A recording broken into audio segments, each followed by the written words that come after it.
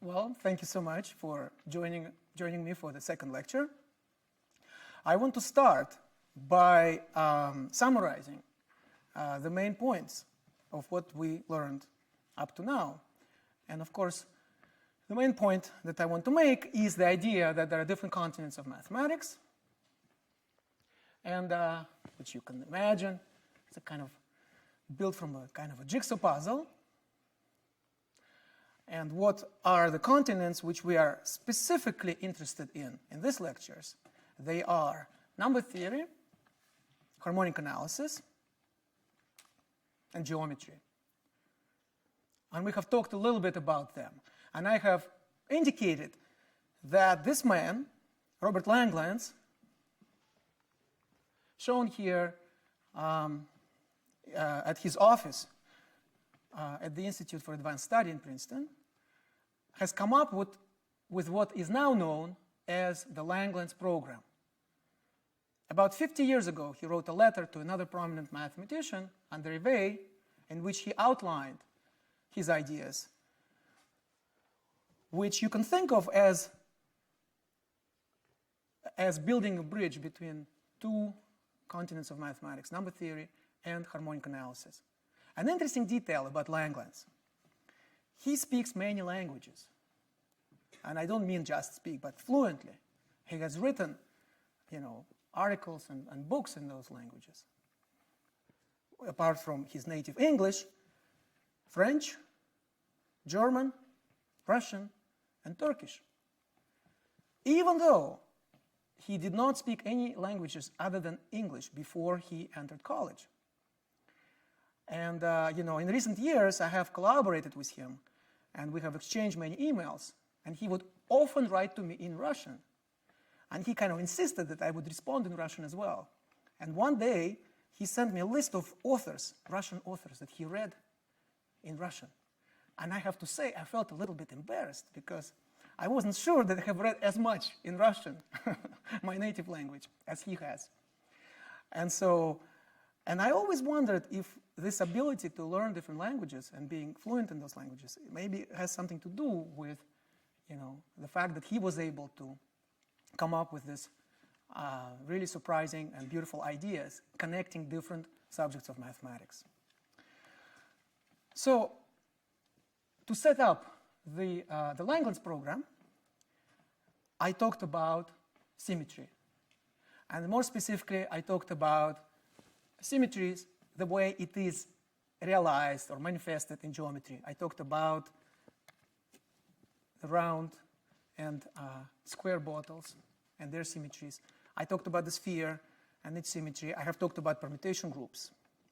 What I would like to do now is to talk about how symmetry is realized in another continent of mathematics, in another area of mathematics, namely number theory. So I want to talk about number theory proper. So I want to talk about numbers. Now, we have already discussed the integer numbers.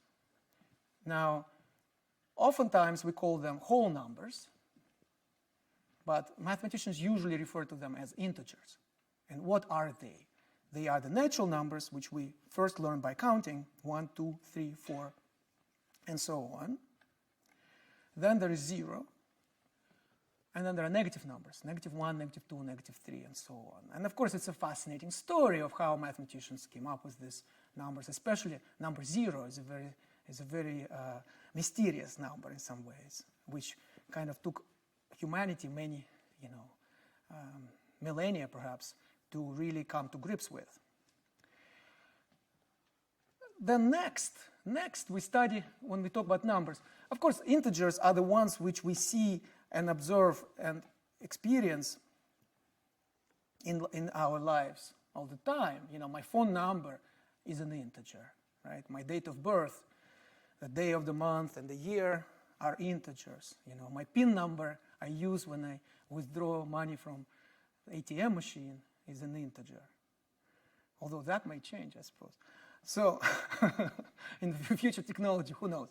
But we also encounter in real life, we also, in our day-to-day life, we also encounter numbers of slightly different nature. Namely, we also encounter ratios of integers, like the ones I've shown here.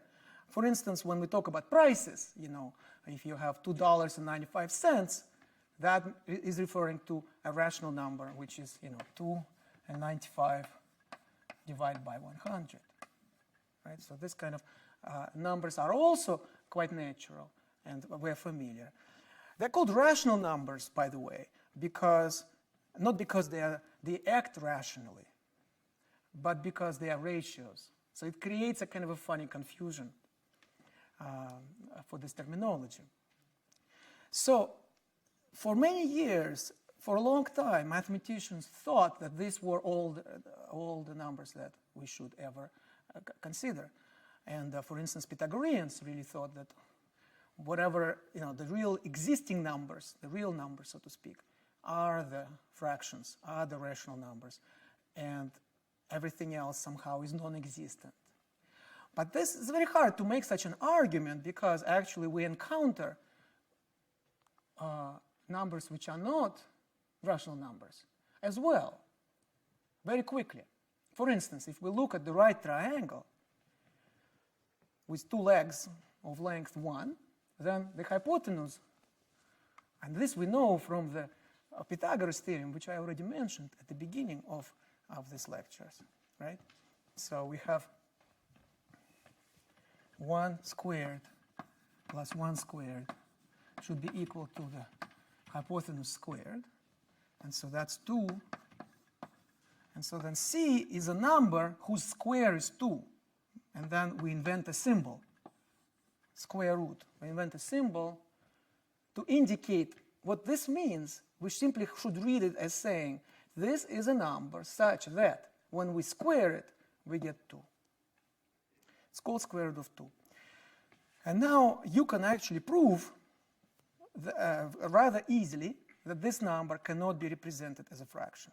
It cannot be represented as a fraction. I'm not going to do this proof, but perhaps I leave it for you as an exercise. It's an interesting, it's a nice argument. It's a nice, or you can Google it again, so that we now have so many resources.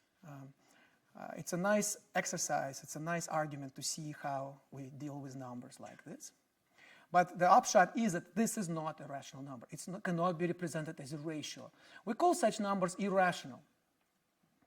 Again, it kind of sounds like we think they act irrationally, but in fact, that's not the case. It's just that they cannot be represented as ratios. And there are many other numbers like this. Imagine square root of 3, or square root of 5, or cubic root of 3, and so on. So there are many such numbers. And so what to do?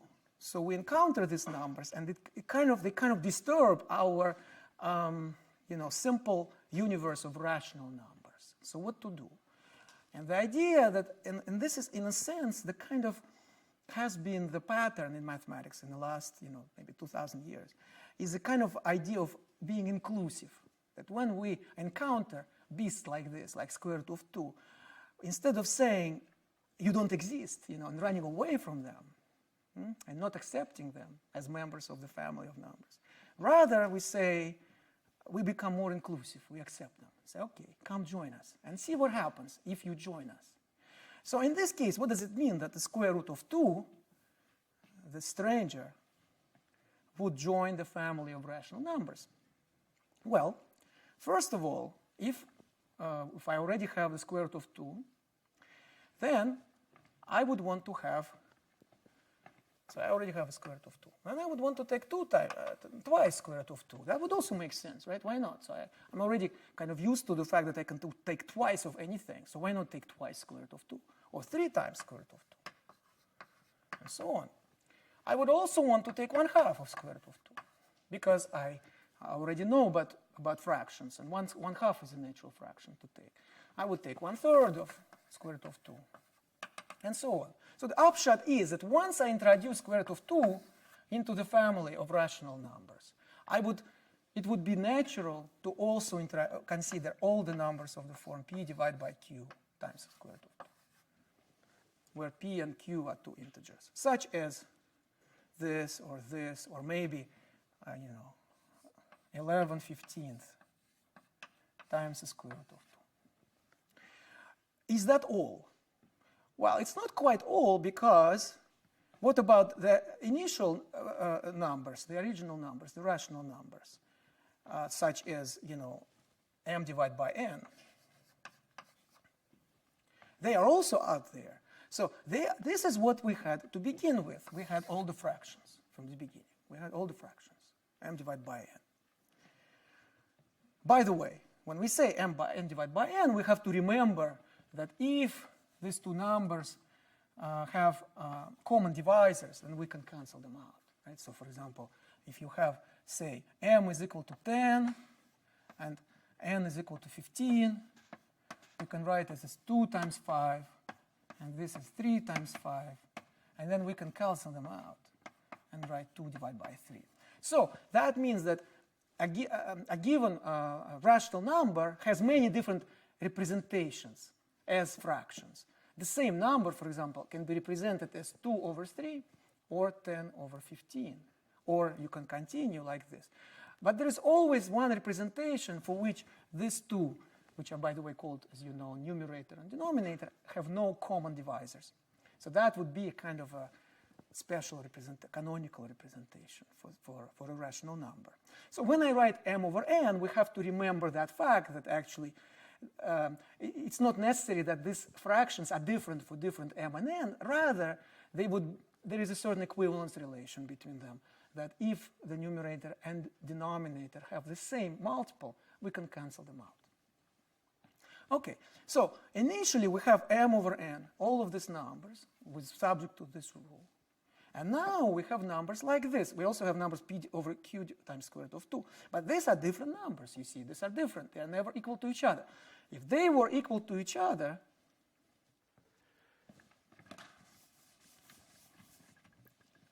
if m over n could be written as p over q times square root of 2, then I could multiply both sides by q, divide both sides by p, and I would get m times q divided by m times p. So that then I would be able to represent the square root of 2 as a ratio of two integers, which I already said that's not possible. So not possible. Not possible. So this cannot be true. Therefore, this cannot be true. So they are different numbers. But when we work with numbers, what do we care about? We care about operations on those numbers. And the operations we have are addition, subtraction, multiplication, and division, right? And that's what we have on the original family of rational numbers. But now we have this stranger, square root of 2, that is being added to the mix. And now, but we would like to preserve these operations. So we see that we can already, if we want to be able to multiply, we should be able to multiply square root of 2 by a fraction. But in addition to that, we should also be able to add the numbers of different nature. So for example, we would want to say to also include numbers m over n plus p over q times square root of 2. And now this set of all possible expressions like this, so a rational number plus another rational number times square root of 2 is already complete, closed, as we say, under the two operations, or four operations, addition, multiplication, subtraction, and division, you see. And you can see that very clearly. So let me just give you one example. So let's say I take 2 plus 1/3 times square root of 2. And I multiply. So clearly, you can add two such numbers to each other just by adding this part and this part. So that's clear. What's less clear, perhaps, is you can multiply two such numbers. But that's also true, because, for example, I can take this, and here I would take 1/2 minus 3 times square root of 2, let's say. Okay? So how to multiply them? You simply open the brackets. So you find 2 times 1/2 minus 2 times 3 times square root of 2 plus 1/3 times 1/2 times square root of 2. It doesn't matter in which order we multiply them. And finally, we have minus 1/3 times 3 times square root of 2 times square root of 2. So this is 1. This is minus 6 square root of 2. This is plus 1/6 square root of 2. So far, we encounter only the numbers of the same kind, because either rational or rational times square root of 2. Rational times square root of 2. Perhaps I should put these dots to have the same notation everywhere. And so the only thing to realize is that this guy, which apparently looks different, it apparently looks different because it has twice square root of 2 appearing, times square root of 2 times square root of 2. So it appears like it's a beast of a different nature. But in reality, it's not, because by definition, square root of 2 times square root of 2 is the same as square root of 2 squared, and that's 2.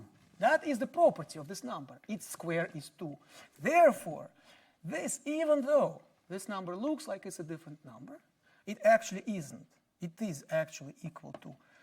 So 1/3 times 3 is 1, so there's a minus here, minus 2. So we are back to the original setting. So I replace this expression by -2, and then I can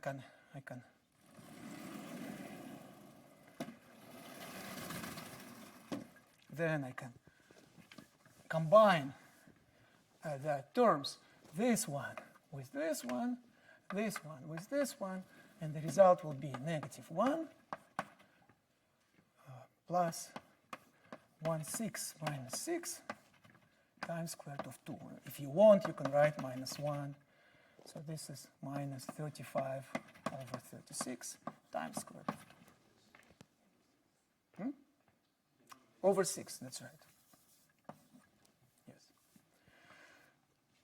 Okay, so this is how you do the calculation. So what have we done? We realized that this number is not interesting to look at it by itself. It is interesting, rather, to add it to the family of numbers we had before. The family of numbers we had before was the set of all rational numbers, and this new guy actually can interact with them. So the result of that interaction is that we obtain a new system of numbers. They can include numbers of the form a plus b times square root of 2. And this number, a and b, are the rational numbers, just like the ones which I explained here. And the beautiful thing about this new set of numbers is that they actually have the same operations. We can do the same things to them as we do to rational numbers. We can add them, subtract, multiply, and divide. And then they're closed under these operations. This new numerical system is an example of what mathematicians call number field. So we have constructed a number field by realizing that there exists a number other than a rational number, namely square root of 2. And likewise, of course, we can do such things with other irrational numbers like square root of 3 or cubic root of 2 and so on. It's just the beginning of a story. What I would like to draw your attention to, though, is that this new numerical system possesses hidden symmetries. And this will be our portal into understanding symmetries in number theory, because now we are studying numbers. These are numbers, right? So how does it work? It turns out that if we make a transformation that takes the number a plus b squared of 2 to a minus b squared of 2, and we apply it to every element of our new numerical system, then under this transformation, all the properties of this numerical system will be preserved. Addition, multiplication, subtraction, and division will not change. So let's be more concrete. So let's say that I take this number.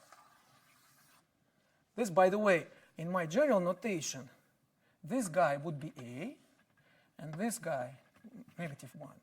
And this guy, -35 over b, would be b, what I call here a and b. And let's apply this symmetry, this transformation, to this number. You see, under this transformation, this part should stay the same, so it will be still -1. But here, the sign should change. So it will go to plus 35 over 36 square root of 2. And likewise, you do it for all numbers. I see.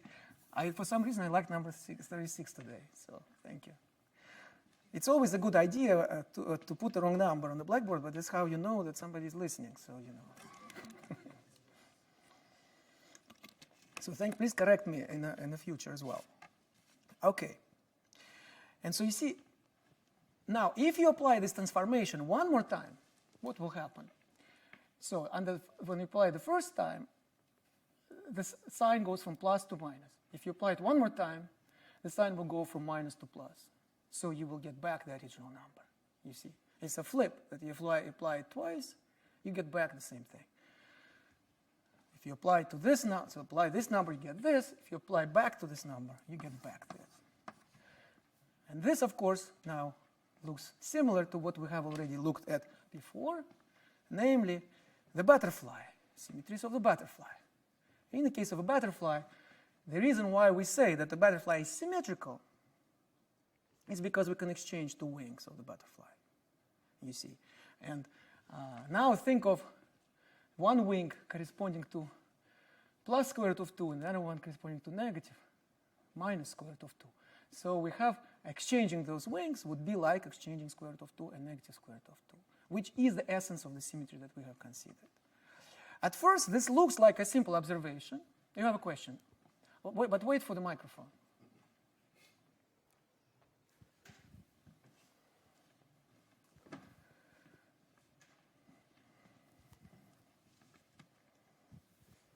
I guess I still don't understand what's so special when we added the square root of we added numbers of the form a plus b root 2, and we looked at those. Because even if you have like the regular rational numbers, if you apply the same thing, won't that be the same thing? If you make them all negative, then you make them all negative again. Won't that just to apply this transformation? I mean, like if we grab each of our numbers and Let me try to answer tell you something and then see if that's answering your question, okay? So when we have rational numbers, right, it's all fractions, right? All possible fractions with this rule that we can cancel out common divisors. But that's not the whole story. The whole story is that also we can add them, we can add and multiply. Add and multiply. That is to say, given any two rational numbers, we can take the sum. Given any two rational numbers, we can take the product. And it will again be a rational number, you see. So, and likewise, we can also take the difference, and we can also take the divide one by another. And the point is, we kind of take it for granted, right? We take it for granted that if you add, subtract, multiply, or divide two rational numbers, the result will be again a rational number. Right? But that's a fact. Note, by the way, that for integers, that's not true. The sum of two integers is an integer. The product of two integers is an integer. But if you divide one integer by another, it's not an integer anymore. So we would say the integers are closed by the operation of addition and multiplication, but not closed with respect to division. The rational numbers, though, are closed with respect to all operations: addition, multiplication, subtraction, and division. Now, so this is a beautiful sort of form, these rational numbers, right? The set with these operations. And now there is a stranger, there's a square root of 2, which we know is not a rational number. So now the question is, can we construct a new numerical system which number one, will include all rational numbers. Number two will include square root of 2. And number three will still be closed under all of these operations. And the answer is yes. And this is how, and I explained how to construct it, because I said, well, but now let me retrace that explanation by using in these terms. If we want a system which includes rational numbers and square root of 2 and is closed with respect to multiplication, then for sure we want to be able to multiply square root of 2 by a rational number. So those numbers should be included in our system. Once they're included, we should also include the sum between such a number and a rational number if we want to be closed under addition. So for sure we have to include at a minimum, we have to include all elements of the form a plus b squared root of 2, where a and b are rational numbers. Then we say, is that enough? Is that new system the collection of all such numbers? Is it closed under addition, multiplication, subtraction, and division?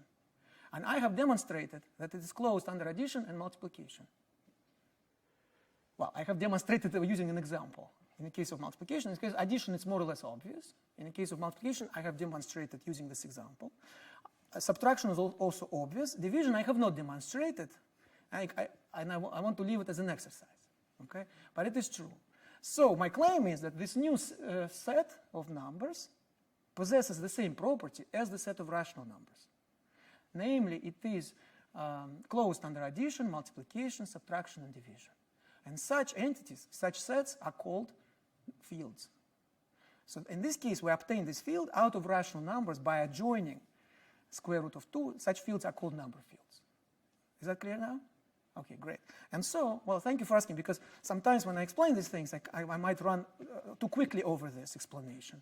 And so it's always good to retrace and to explain in more detail. But now we discover a new thing, a new system, which we didn't have before. In the case of rational numbers, it was not possible to have a symmetry which preserves all the operations. But in the case of this new numerical system, there is an obvious symmetry exchanging square root of 2 and negative square root of 2. Now you might ask, why this exchanging square root of 2 and negative square root of 2, why should it preserve all the operations? For a very simple reason, that in fact, I kind of lied a little bit in the beginning, because I said, remember when I introduced this number, I used the Pythagoras Theorem, and I said that this number appears as a solution of the equation c squared equals 2. And then I said that would be square root of 2. Now, I was justified to say that because I was talking about a length of a hypotenuse of a triangle, which we know that the length is always a positive number, or 0. Okay? But in fact, if we look more deeply, we'll realize that this equation has two solutions. Not only square root of 2, but also negative square root of 2. Now, that one cannot be realized as the length of a side of a triangle, but it's out there. And it will be included in our family, namely as an element for which a is 0 and b is equal to negative 1. But the fact that both of these numbers satisfy the same equation, that makes them kind of indistinguishable, makes them into these two wings of a butterfly. This is the reason why this transformation preserves all the operations. The fact that, in fact, this number appeared as a solution of an equation, but it's not the only solution. There are, in fact, two solutions. And it's kind of, when you realize this, it almost sounds trivial. So what? Okay, so there is square root of 2 and negative square root of 2. When you square, you get the same thing. Of course you get the same thing. If you take negative square root of 2 and you square it, well, we know that minus sign squared is plus sign, so we get plus 2, right? Because minus squared is plus. So of course it is a solution of the same equation. But once we see that there are two solutions, that creates an opening. That creates an opening for symmetry, which would exchange the two, just like the wings of a butterfly. And now the point is that this is a very general phenomenon. So I explained to you here just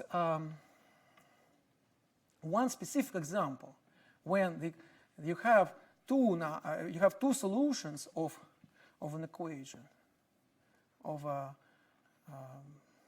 quadratic equation, if you will, right? It's something squared is equal to 2. There are two solutions, and that creates the opening that you can exchange these two solutions. So you get this symmetry group. Now, the point is, of course, if you want to exchange square root of 2 and negative square root of 2, then, of course, for more general numbers, you have to do this. Because, you see, we already decided that if you have a fraction, a rational number, it should stay the same.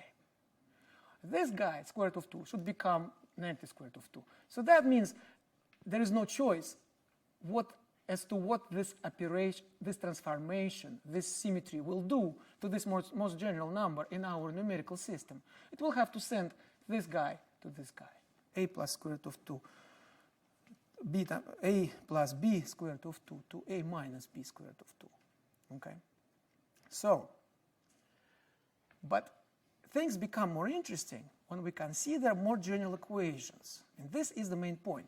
You see, here I was talking about this number, and I called it C. Why did I call it C? Because I was using the taking the cue from Pythagoras Theorem, in which C was a notation for the hypotenuse. But in fact, from a more standard way to write this equation would be x squared equal 2. In fact, you may have been wondering, where did all the x's go? Because the first lecture, I didn't say x, I think, a single time. So usually when we talk about mathematics, we usually talk about some x, y, some variables, and so on. So I kind of managed to postpone the appearance of x until this moment, right? But now, okay, I cannot hold off anymore, so I have to introduce some unknown, some x, and the usual notation x. So it is really a solution of this equation. So again, x equals square root of 2 or negative square root of 2. But the story that I told you up to now is really about solutions. I mean, initially, I presented it to you as a story of a stranger to the family of rational numbers.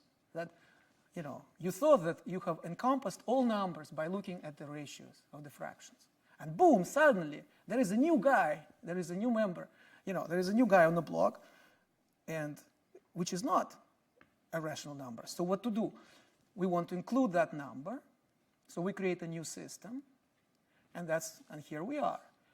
But now that we have discussed the possibility of the symmetry, now that we have discussed that square root of 2 and negative square root of 2 actually are the characters, that it's not just the square root of 2, which we have added, if you will, but we have added both square root of 2 and negative square root of 2 because they are inseparable in some sense. They are both solutions of the same equation. Now that we have phrased it in this way, it becomes more clear what this story is about. This story is about finding solutions of equations like this. And these equations are called polynomial equations or algebraic equations. You see. And so what we have done is we have considered a polynomial quadratic equation. In fact, in this case, it is called quadratic equation because it involves a square.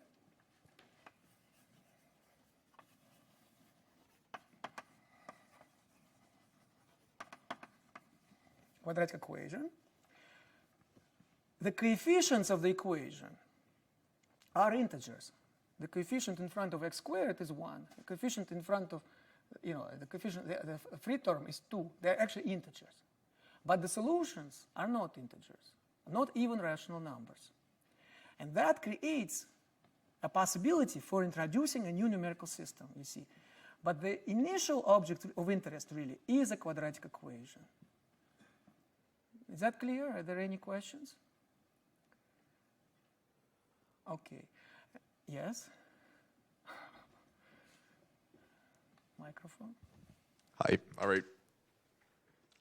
So the equation x squared equals 2 has two solutions, as you pointed out, x equals root 2 and negative root 2.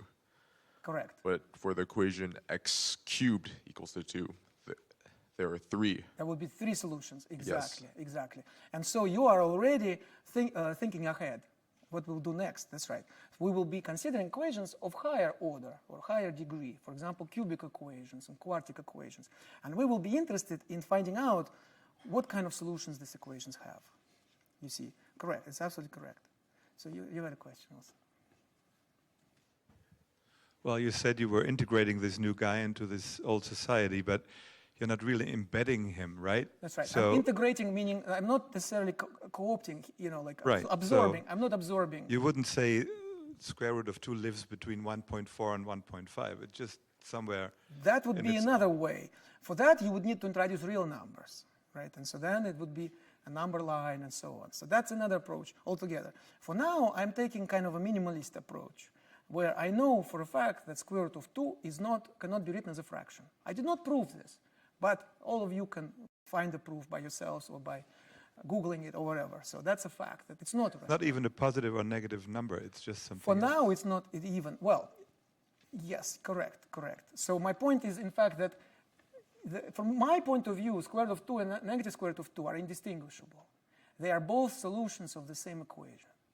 And the equation was written by using numbers I already knew, namely rational numbers. In fact, they are integers. Coefficients are integers. But the remarkable thing happens. The equation can be written by using only integers. But it does not have solutions in the realm of integers. It doesn't even have solutions in the realm of rational numbers. And then we say, well, what to do with these numbers? So they're clearly not members of our family of rational numbers. So we say, let's adjoin it. Adjoin them. And I explain what the process of adjoining means. It means it's not just taking all rational numbers and just square root of 2. That wouldn't work because that new collection would not be closed under the operations of addition, multiplication, and so on. So to have that property, we need to adjoin all guys like this, you see. And then once we do that, we realize that this new collection of numbers has a symmetry, something the original collection of numbers, the rational numbers, did not have. And that is the source of symmetries in number theory, that they appear when we start adjoining solutions of equations which are with coefficients in a particular domain, such as rational numbers. But solutions are not in that domain, you see. So that is the process that we're considering here. And in fact, the group of symmetries of a number field like this now today is known as a Galois group. As a Galois group. Boris Galois was a brilliant French mathematician who was killed in a duel before he even turned 21. And it's really an incredible story because he actually completed his manuscript on the eve of his death, on the eve of his duel. And he was writing hurriedly his formulas so that they would survive him. And there is actually this manuscript is available, exists in archives. And there's a line in there when he stops and he says, I have no more time. I have no more time. And, I always thought about this, Here is this young man, 20 years old. And, my guess is that somehow deep inside he knows he's going to die, he's going to be killed tomorrow. So what is he doing? I kind of picture him, sitting in candlelight at his home and writing. And what is he writing? He's not writing a letter to his beloved, He's writing his mathematical theory. He's writing down his mathematical discoveries. He discovered something which no one else had at the time, and he wanted to share it with us. Because, if you think about it, what value is mathematics if you don't share it? What value is it if you know some formula, but no one else does? It acquires this tremendous value when we share it, just like love. And so to me, it's almost like I want to say what he's writing, in fact, is a kind of is a love letter. It's a love letter, but to all of us. So we can all share and use and enjoy. That's what, to me, he was doing. You have a question? Yes. So here you are saying that the equations are like the objects that you're working with. But, that's great for polynomials, but can you do this for transcendental numbers? So the numbers which we'll discuss now are not transcendental numbers. We will discuss numbers which appear as solutions of polynomial equations with coefficients in rational numbers. Such numbers are called algebraic numbers. Transcendental numbers are everything else. So they're kind of beyond the scope of our discussion here. But they could also, amongst transcendental numbers, you could also set up these ideas of Galois theory, but they will look slightly differently. There was another question.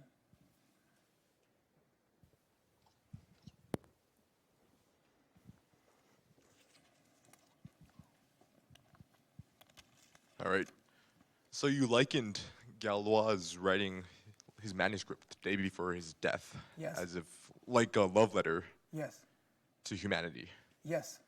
And that really reminds me of your movie, The Rights of Love and Math, where you inscribe an equation on the woman's belly the day or the moments before your death.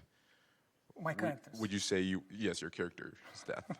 Would you say you were inspired by Galois in writing the plot of the movie? Absolutely. Absolutely. No, thank you for making this link. But yes, it's a good question. Yes, I think you're right. Yes, but I mean, in a way, we all do this. All mathematicians, we all do this, not necessarily in such dramatic circumstances, being killed in a duel and so on. But it's sort of,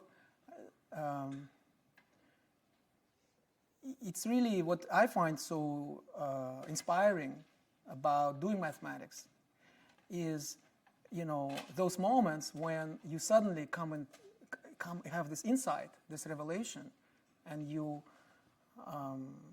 solve a problem you've been working on, or you find a new idea, a new concept like this, and you realize this for a split second, or for some time, that you have something which no one else in the world knows. It's almost like, in my book I say, it's almost like someone who ran, 100-meter dash, and shaved off 1/100th of a second from other runners.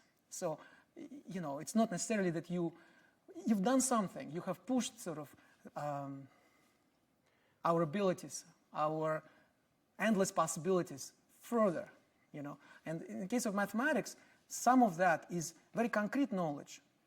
We'll talk about some of the applications of number theory, for example, in encryption, later on in the next lecture. So a lot of the stuff that we are discussing, it may look like something abstract and difficult to comprehend.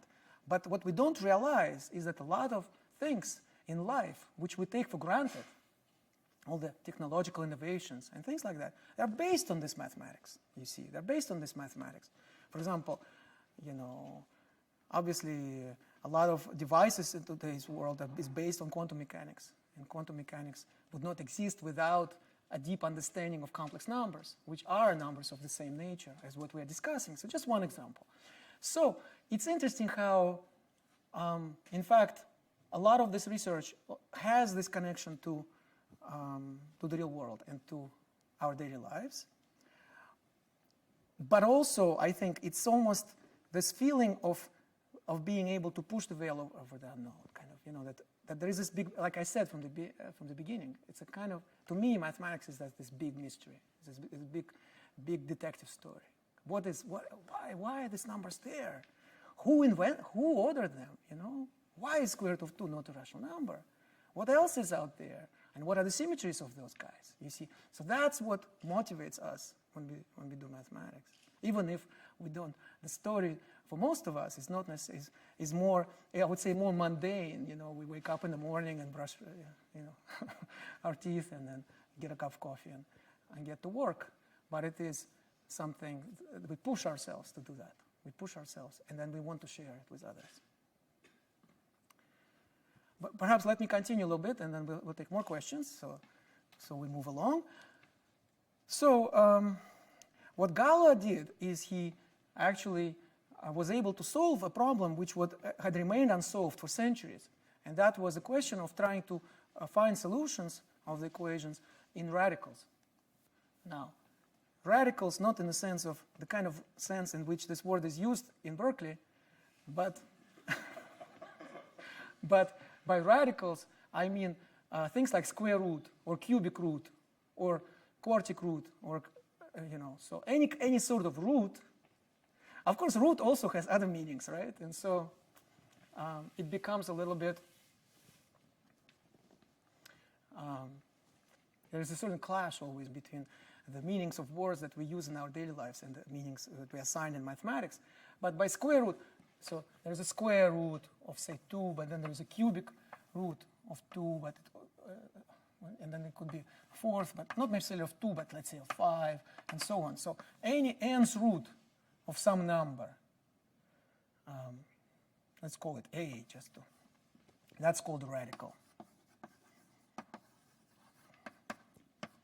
And so the question is whether, if you have an equation like the one we discussed, x squared equals 2, whether we could write solutions, actually maybe write it here, whether we could write solutions of these equations in terms of radicals alone.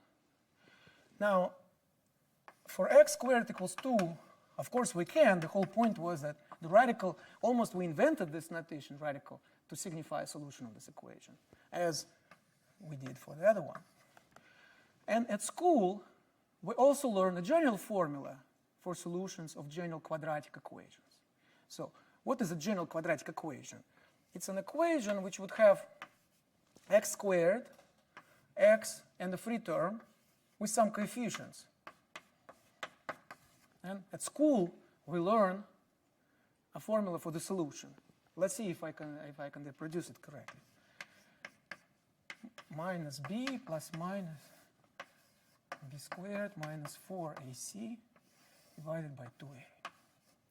Now, the details are not so important now. What is important is that the only ingredient here, which other than the usual operations of addition, multiplication, subtraction, and division, is the square root. So this is an example of a solution in radicals. You see, it is formula in radicals. And so the question is whether we can do the same for equations of higher degree. At school, we stop at quadratic equations, usually. We usually don't consider the next step. The next step, of course, would be cubic equations. Cubic equation would involve x cubed as well as x squared, x, and a free term. And then we put coefficients. Let's say ax cubed plus bx squared plus cx plus d. The question is whether we could write a formula for the solution of this equation in terms of a, b, c, and d, which would only involve square root and cubic root. That would also be a formula in radicals. It turns out that this is possible. And in fact, this is the beginning. What I'm trying to explain to you is the beginning of a beautiful story, which was one of the perhaps most important, most interesting questions that was considered in mathematics for many centuries. Perhaps I should mention that even for quadratic equations, the formula appeared in the work of Persian mathematician Al-Khwarizmi, who lived more or less in the 8th, 9th century. So in his book, which was published in the year 820, so you see how many years, almost 1200 years ago, although some of these formulas were known even to Diophantus, a Greek mathematician, even about 600 years earlier, apparently. But he published this very influential book, which had in the title the word Algebra. The book was written in Arabic.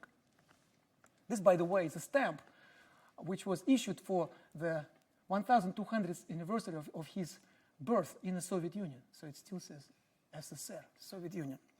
It's a very nice picture. And this is a picture, this is a page from his book. The book, which had in the title, was written in Arabic, had the word algebra, which more or less has to do with substitution, completion, and so on. And guess what? That gave the name algebra. Algebra led to algebra. And his own name, Al-Khwarizmi, which was for many years mispronounced as algorithmi, gave rise to the word algorithm.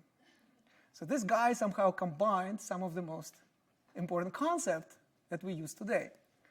That's for quadratic equations. That's for this equation. This formula essentially is contained in different notation and so on in his book.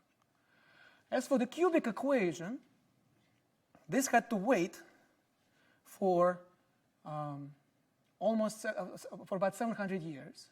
So here is a formula, just to give you an idea what it looks like in the case of a cubic equation of special kind, for which there is this coefficient is 1 and this coefficient is 0. So you only have x cubed, x, and the free term.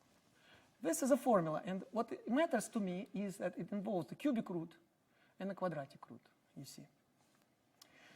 This formula is usually called the Cardinal Formula, and it is part of one of the most the biggest controversy in the history of mathematics. I would say even a big scandal in the history of mathematics. And so just to give, I'm kind of short on time, but I want to give you kind of a short story, a short synopsis of what happened, which is that the formula was essentially obtained by a mathematician Dal Ferro, Italian mathematician, who worked in Bologna at the beginning of the 16th century. But in those days, mathematicians did not publish their stuff. Why? Because they actually had competitions. they would have competition with another mathematician, and they would pose questions to each other. So for example, if he knows a formula for a general cubic equation, he would ask his colleague to answer, and if the guy doesn't know, he'll say, well, I have a solution. So the other guy asked him the same, and he would solve, right? So there was an incentive to keep this formula secret. And that's how, by the way, they gave jobs to mathematicians, if they could win those competitions. So different from how it's done today, you know, which actually for the better, perhaps. So this was not known, but then there was another mathematician, Tartaglia, who actually in a contest with a student, Fiore, student of Dalfero, revealed that he also obtained independently a formula. And then the story becomes more murky, because 4 years later, Tartaglia divulged his secret formula to Cardano, who was a very interesting guy. He was a physician, he was a mathematician, he was an astrologist, he was a big gambler. Fascinating story. And a big swindler of sorts, you know. He was a smooth talker, let's just say. He was able to convince Tartaglia to tell him the formula and promise that he would not tell to anyone. Now, 4 years, and he actually, and he didn't, for 4 years, he didn't.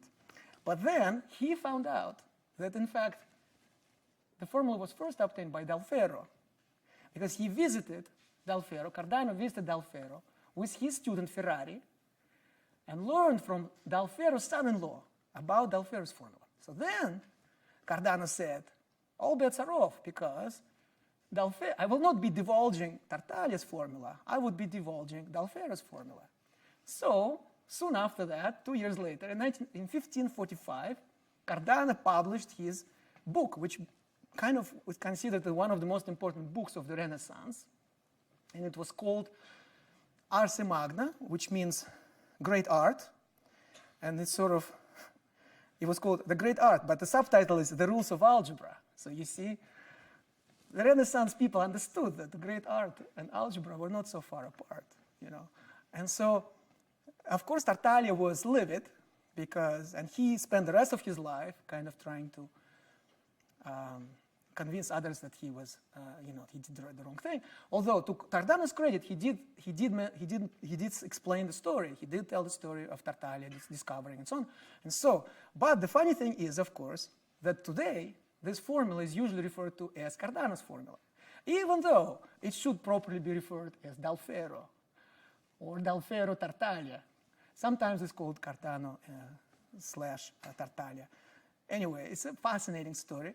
And one more interesting episode is that the student of Cardano, this guy Ferrari,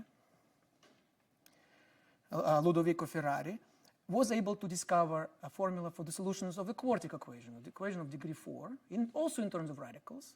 So it involves square root, cubic root, and the root of 4th degree. And then Ferrari kind of destroyed Tartaglia, because Tartaglia was very angry at Cardano and he wanted to have a competition with him. And Ferrari said that as a student he would represent Cardano. And basically they had a big contest in Milano in 1548, which was administered. The arbiter was the governor. So it was like a big deal, like everybody was there. And by all accounts, Ferrari basically destroyed Tartaglia, after which Tartaglia was fired from his job, you know. So it's a brutal ages, you know. And so that is a drama. You know, sometimes we talk about these formulas and we say, well, you know, there's this formula, there's that formula. But can you imagine the kind of drama that actually was unfolding as mathematicians were trying to find those formulas? The stakes were high. So let's summarize. We got the formula for the quadratic equations. We got the formula for the cubic equations. We got the formula for the quartic equations of degree 4, right? In terms of radicals. What about degree 5? Now we kind of feel confident that perhaps for degree 5, quintic equations, there is also a formula, maybe with fifth root involved, the root of fifth power, and so on, 6th degree and so on. So that question was not answered for the next 300 years. And it was Galois who answered that question. And against all expectations, what he did, what Galois did, is actually he proved that no such formula exists. That actually quadratic equations, cubic equations, quartic equations are kind of a fluke. Just because they have low degree, only 2, 3, or 4, that you can have kind of a formula, elementary formula, like the ones we have considered. But for equations of degree 5 and higher, no such formula exists, you see. How did Galois establish that? Well, here's a page from the Cardano's book, written in Latin. And so what I want to explain is that what Galois did is that he did not solve the problem. He hacked the problem. Because he looked at it in a totally different light, from a totally different angle, you see. The problem was understood as a problem of finding a solution of an equation like this. So the next would be when you have ax to the 4th power plus and so on. So for this one, there is a formula in radicals, right? For this one, there is a formula in radicals. But the next equation would be ax to the 5 plus bx to the 4, and so on. And Galois showed that no solutions, no formula exists in radicals, in general. But he did show that, not because he tried to find a formula, but because he reformulated the question. He said, you guys are doing it in the wrong way. You are trying to find a formula. But instead, what we should be asking is, what are the symmetries? What are the symmetries of the solutions of the equation? And you see, it turns out that you can learn about the symmetries of the solutions of the equations without knowing what the solutions are. That is the beautiful thing. Because, for example, we already saw that in the simplest case of the equation x squared equals 2. In the case of the equation x squared equals 2, we knew that there were two solutions which we called square root of 2 and negative square root of 2. But in fact, and then we saw from that there is a Galois group, the group of symmetries which exchanges them. But in fact, we could have known that without solving, because it would be clear to us that there are two solutions. And because there are two solutions, the only symmetries that you can have is just exchanging them or doing nothing. And that's the butterfly group, if you will, right? So, or from the point of view of what I described in my previous lecture, this is the group of permutations. The group of permutations with two elements. Remember, I had those tangerines and we were permuting them. If you have two tangerines, the only permutations that you have are either exchanging them or doing nothing at all. And just by knowing that there are two solutions, you can infer that the group of symmetries only has these two elements, you see. And likewise, he was able to show that for a general equation of degree 3, the group of symmetries would be the group of permutations with three tangerines, or three solutions, right? And for degree 4, permutations with a set of 4 elements, and so on. And then the question became, can you infer from the structure of the group of symmetries the possibility or impossibility of writing the solution in terms of radicals? And he solved that brilliantly. He explained that that could be traced to a very special property of that group, that Galois group. So the question became whether the groups of permutations possess this property or not. And the answer was only for degree 2, degree 3, and degree 4 it does, but starting with degree 5, it doesn't. Therefore, no such solution exists. That was his argument. And you see, I want to say that he kind of hacked the problem because he completely rephrased it. And you can imagine something that was not known for 300 years suddenly came became so crystal clear. It became so crystal clear why you had those formulas in the first place, you know. So it's very interesting to me because oftentimes in mathematics, the way we teach mathematics, we often present it as if it is a bunch of formulas that we need to memorize, that we need to know, right? So from this point of view, I would say students must be very happy about Galois' solution, that you don't need to memorize more formulas.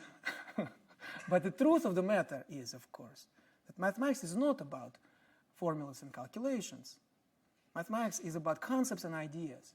And the great example here is the idea of a Galois group, of the group of symmetries, of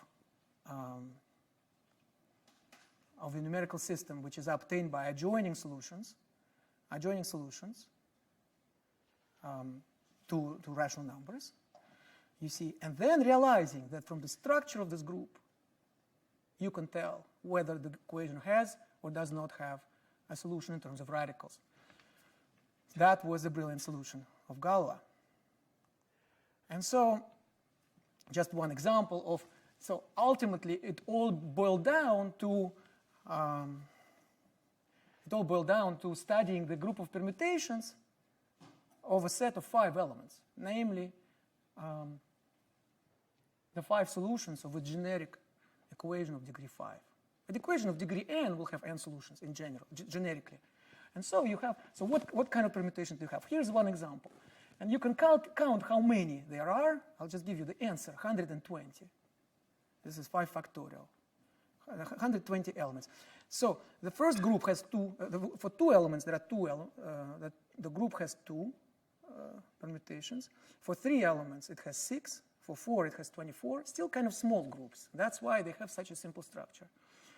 And they are what mathematicians call solvable. And the fact that they're solvable enables you to solve the equation in terms of radicals. But already for 5 roots, the group has 120 elements, and it becomes much more complex, not solvable anymore, and therefore there is no such formula, you see. So that was Galois' conclusion. Groups of permutations, by the way, are also known in mathematics as symmetric groups. So again, the word symmetry kind of is in the air, symmetric groups on n objects, or in this case, 5 objects. So this is just one example. So let me summarize. Where are we now? So you see, I told you that in these lectures, I would like to speak about 3 different continents of mathematics, about number theory, harmonic analysis, and geometry. And I said that throughout all of these fields of mathematics, there is one idea, one concept which appears to be central, and that is the idea of symmetry.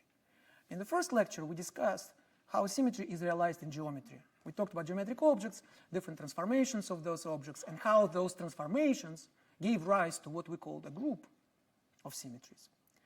In this lecture, we discussed the appearance of symmetry in the theory of numbers.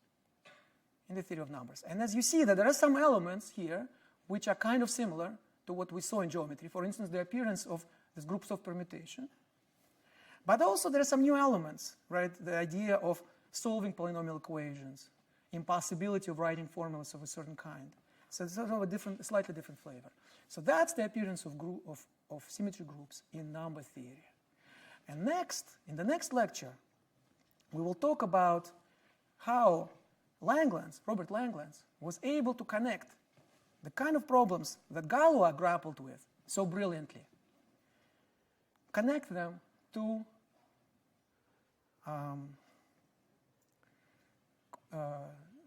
another continent of mathematics, namely harmonic analysis, and what role symmetry groups play in that third continent of mathematics, harmonic analysis. This is, by the way, a photograph which appeared in a recent profile of Robert Langlands in Toronto Star. And one of the reasons I wanted to show it to you is that you can see behind him a blackboard on which he tried to explain to the journalist the main ingredients of the Langlands program. And what do you see just above his head is Galois theory. So Galois theory, just the theory that we have discussed here today. But now there is a lot more to come. Now, in the next lecture, we'll talk about the Langlands program proper. And we'll talk about the greatest problem in all of mathematics, history of mathematics, called the Fermat's last theorem, and the way it was solved by using ideas of the Langlands program. Thank you very much.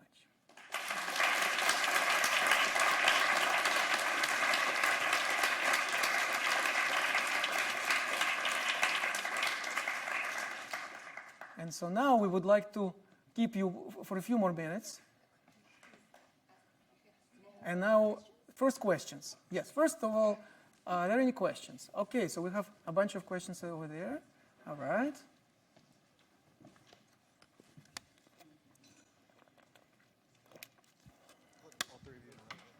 Okay. My question is just a matter of clarifying an example in Galois theory. Yes. So Galois theory for an algebraic field associates a group. So I'm curious, what is the Galois group for the rational numbers? For the rational numbers, a Galois group is trivial. So we would say, mathematicians would say it's trivial. So there is a, you know, in mathematics sometimes we have examples which are trivial. We call them trivial. Trivial means that it's not empty, but it's something, but it's kind of not really interesting, so to speak. So what would be the simplest group ever? That would be a group which has only one element, you see. So it has one element, but we can compose it to itself, you know, like there is an operation on it, namely it plus itself is itself again, you see. So it is like a group. You think about element 0. So think about 0. So 0 plus 0 is 0. So this set of just one element is also a group, right? So that group is the Galois group of the field of rational numbers. So for rational numbers themselves, you see, you had to come out of the world of rational numbers to appreciate symmetries in number theory, because rational numbers themselves do not possess any symmetries. And when I say symmetries, I mean the symmetries which preserve all the operations. All the operations, addition, multiplication, subtraction, division, and also they should preserve special elements in the field, 0 and 1. Then you can see very easily that if you have a transformation which preserves 0 and 1, it will have to preserve all rational numbers, because it will have to preserve 1 plus 1, 1 plus 1 plus 1, and so on. So it will have to preserve all the integers, and it will have to preserve all the inverses of integers, and then all the products. So it's just 0 element with the only mapping is an isomorphism onto itself. Yes, right. That's right. And on the exact opposite end, complex algebraic numbers in general also will have a Galois group. That's right. So very good. So the ultimate goal of one could say that the ultimate goal of number theory, or one of the ultimate goals, is to understand what's called the algebraic closure of rational numbers. That means that we consider all possible polynomial equations in one variable with coefficients in rational numbers. All equations like this with coefficients are rational numbers. And adjoint solutions of all of them. So it's going to be huge, really humongous. This is called algebraic closure. And then you ask, what is the Galois group of that field? And that is, I would say, the biggest question, in some sense, it's the biggest question in number theory. And there is no simple answer. But in some ways, the Langlands program, so one way to say what Langlands program is about, it's about describing what this Galois group is. What exactly is different about a set of 5 that makes it unsolvable? Okay, so first I have to explain what solvable means, right, for a group. I mean, the simplest way to say it is because it becomes big enough, so to speak. So it becomes very non-commutative, so to speak. So there's one topic which we didn't discuss, which is that groups could be commutative or non-commutative.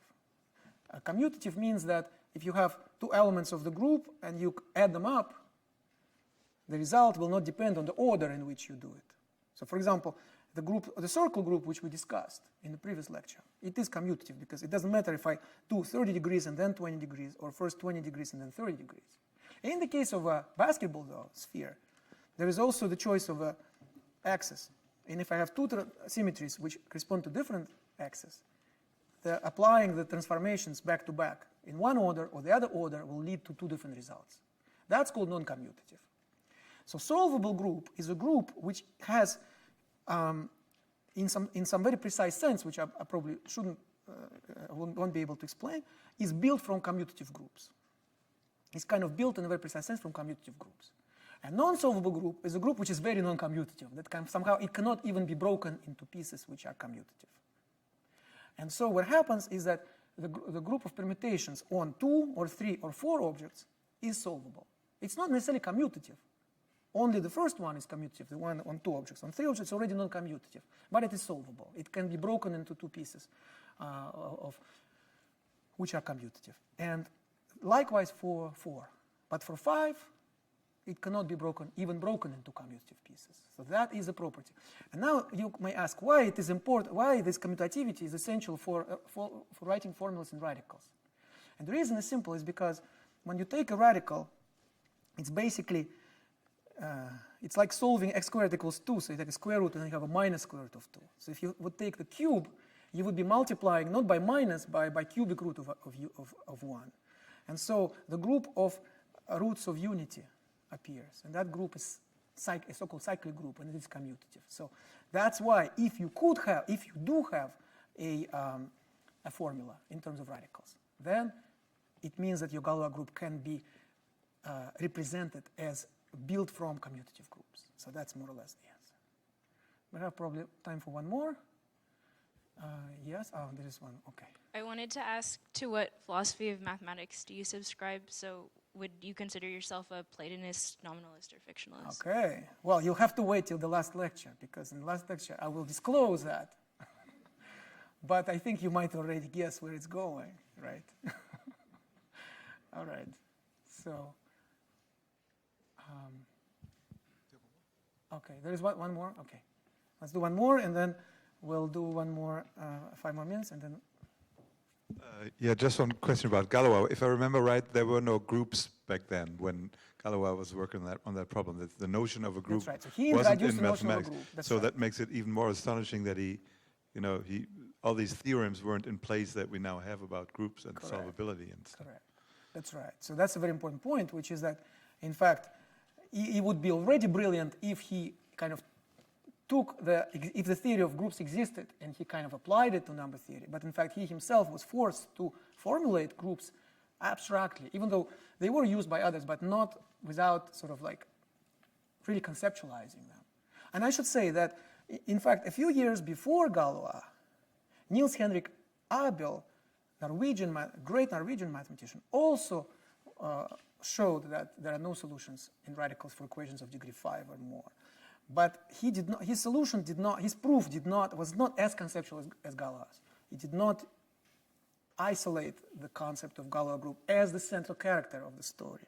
So even though he does deserve credit as one who independently obtained the proof, but Galois' proof certainly is the right one, so to speak, in the sense that this is what we teach our students today, is Galois' proof, which he wrote, was scribbling in candlelight on the eve of his duel. So, okay, I'm just curious about the buses. How are we doing with the buses? So, I mean, I'm happy to stay here for another hour and answer questions. But maybe someone should check on the buses. But shall we do another one, or we'll need? Okay. All right. So you will hold on 1 second. All right.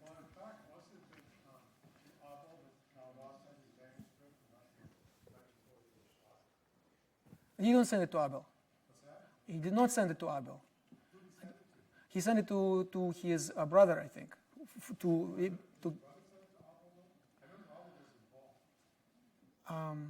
He was involved in the problem. Right. So did you? Okay. Yeah, it's just. Could you elaborate more on the details of like what machinery was in place when Galois? Because like when you learn about Galois theory in undergrad, like there's this whole machinery of fields and groups and stuff, and as far as I know, that wasn't around when he was there. Right. So like what of that machinery did he invent, or like how did he, like what form did those theorems take that we might recognize? It's a very good question. First of all, I have to say I'm not a historian. So I certainly read enough to know the basic outline of the story. But once we get to these little details, But I think it's fair to say that most of what we now take for granted in our undergraduate algebra courses, when we talk about Galois theory, even such as the notion of a field and so on. I know for sure that he was the one, for instance, who introduced finite fields. And he proved the first results about finite fields, which is amazing also because it's kind of almost a separate story, right? So I would say it's almost like most of the stuff did not exist, that he actually single-handedly built all of this from scratch, being motivated by this question. But then he was, instead of doing what people were doing for for hundreds of years and just trying to find a formula, he just said, you know what, let's look at it differently. So which I think is what, to me, is the moral of this story. That sometimes you should actually just forget about what you know, You should just forget about what you know and what other people are telling you what to do, and just do something totally different. And he succeeded. All right, so now we need to, Sugit-san is not here, but I think that there was some kind of a request that we just have some kind of a